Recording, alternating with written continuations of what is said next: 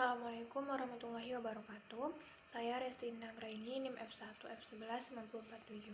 Ini saya akan menjawab soal dari ujian tata tulis karya ilmiah. Nomor 1, dalam menyusun tinjauan pustaka terdapat 5 langkah sistematis yang perlu dilakukan. Jelaskan pada setiap tahap tersebut masalah yang sering ditemukan dan cara mengatasinya.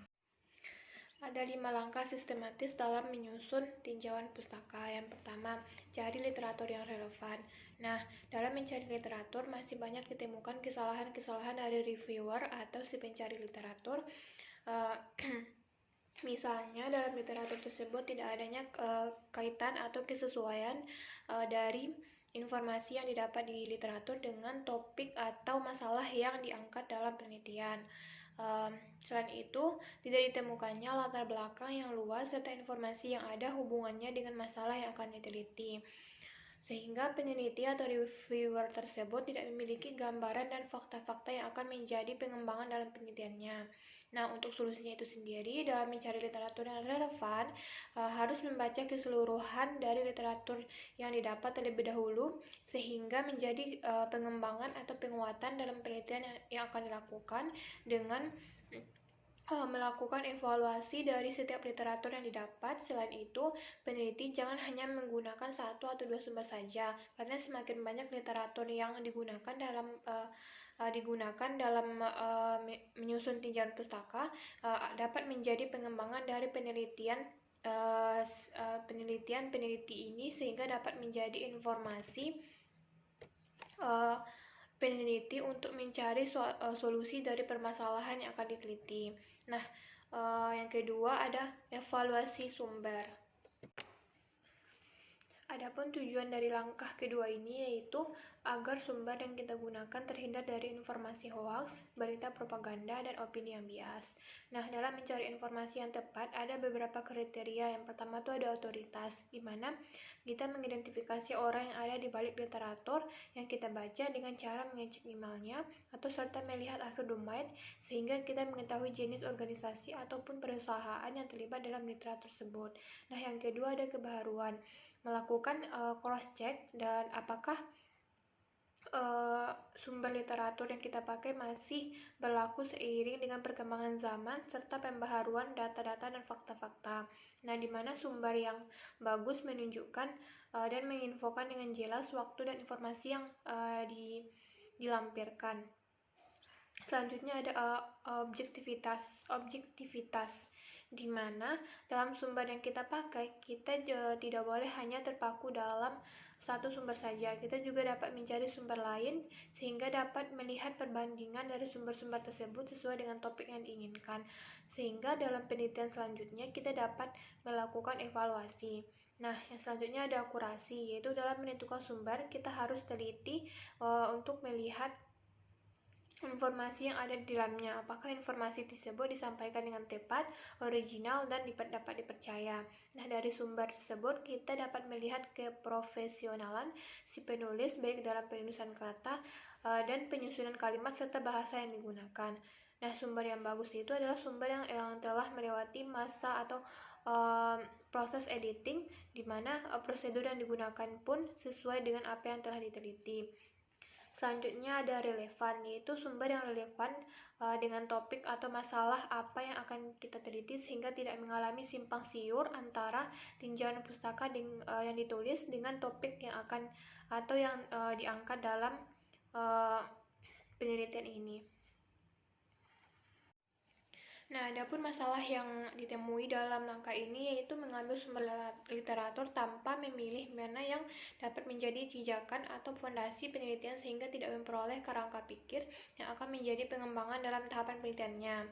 Nah, asal mengambil sumber baik dari buku atau artikel yang mana informasi dari sumber tersebut bersifat tidak original, kalian dapat lakukan perubahan dari orang lain. Ketidaktahuan informasi yang ada di luar literatur, misalnya latar belakang penulis, penerbit, atau kategori jurnal atau literatur yang digunakan, sehingga membuat tinjauan pustaka dari penulis atau peneliti tersebut kurang informatif dan kurang terpercaya untuk dijadikan pengembangan dalam penelitiannya, serta menggunakan literatur yang penerbitannya sudah lama sehingga informasi yang didapat pun tidak ada pembaharuan.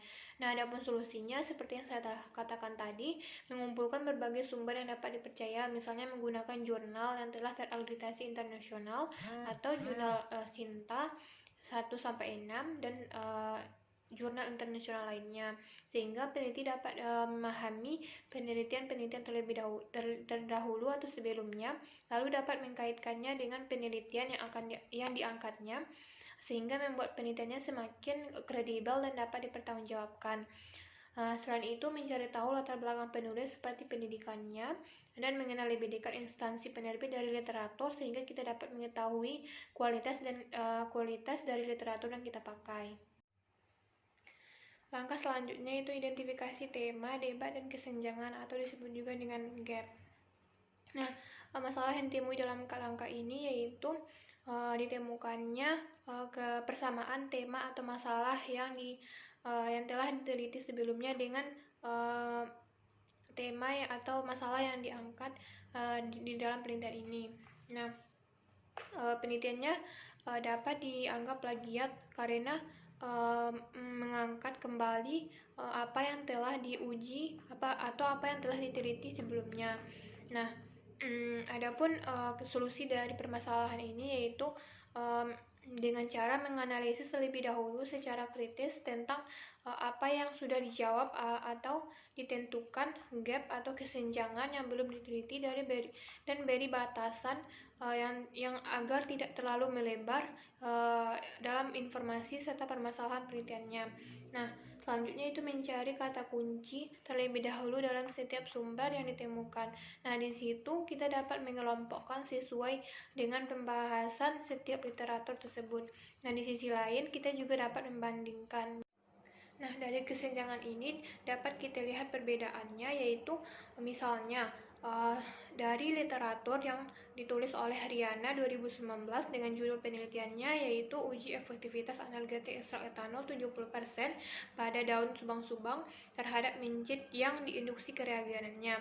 Nah, berbeda dengan literatur yang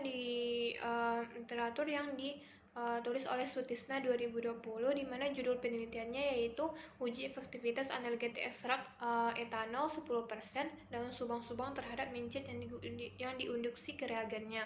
Nah, di sini dapat perbedaan yaitu dengan pelarut yang digunakan. Nah, dari Riana tersebut menggunakan pelarut dengan etanol 70%, sedangkan dari Sutisna tersebut menggunakan pelarut etanol 10%. Nah, selain itu kita juga dapat melihat perbedaan prosedur ataupun metode yang digunakan dari masing-masing literatur. Nah, dari situ kita dapat melakukan evaluasi serta identifikasi dari setiap tema serta metode atau prosedur yang dilakukan oleh peneliti atau literatur sebelumnya. Langkah selanjutnya yaitu menentukan garis besar strukturnya. Nah, dengan membuat garis besar atau kata kunci dari informasi yang dibutuhkan, di mana tujuannya itu untuk mempermudah kita dalam mencari referensi dari setiap literatur yang ada. Nah, adapun masalah yang ditemui yaitu tidak ditemukannya outline atau tidak adanya kata kunci dari informasi tersebut, sehingga kesulitan dalam pencarian sumber dan membuat tinjauan pustaka kita menjadi tidak terarah. Adapun solusinya yaitu dengan membuat outline atau kata kunci yang sesuai dengan masalah yang dibahas. Adapun langkah selanjutnya yaitu menulis ulasan dari literatur yang dibuat. Nah, tinjauan pustaka yang baik itu bukan berasal dari ringkasan yang ditulis oleh orang lain.